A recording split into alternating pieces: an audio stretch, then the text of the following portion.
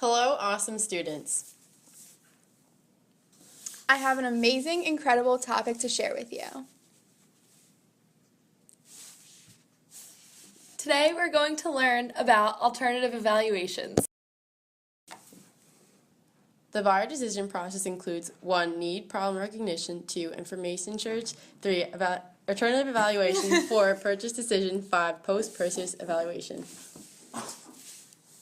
Alternative evaluation is stage 3 of the buyer decision process, where a consumer uses the information gathered to evaluate alternative brands in the product category. Why is it important?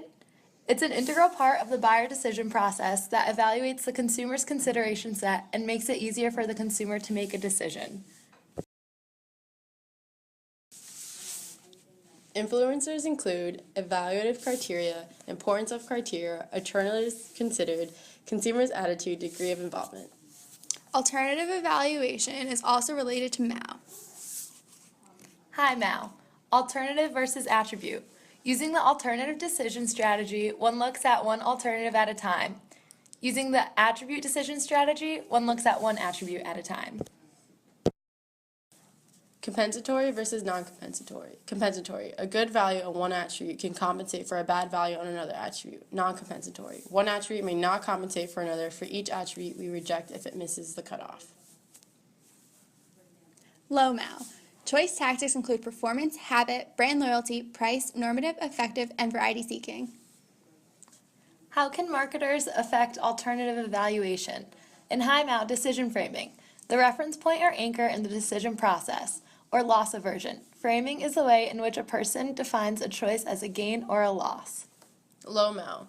Heuristics, a rule of thumb to simplify things. Habits, the repeat of purchases. Brand loyalty, preferring one brand over another due to cognitive lock-in or commitment to brand. Alternative evaluation versus post-purchase evaluation.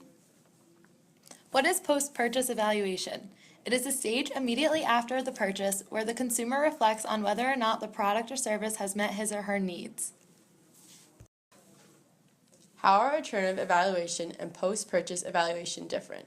Alternative evaluation is about choosing between options in the consideration set. Post-purchase is about finding reassurance about your decision. How can you remember what alternative evaluation is? Think M&Ms. Let's say you have a whole bunch of M&Ms.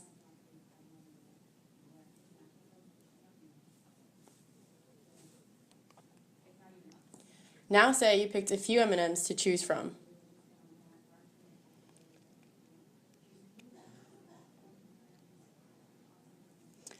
This is your consideration set.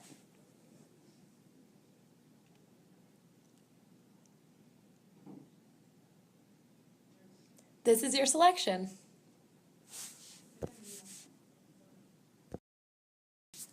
How does this translate to real life?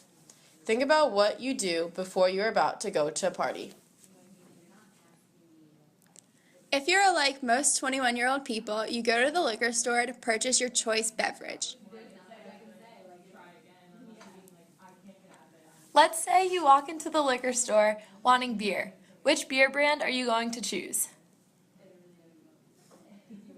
There's so many to choose from, but you can only intake so much information, only so many brands. This is your consideration set.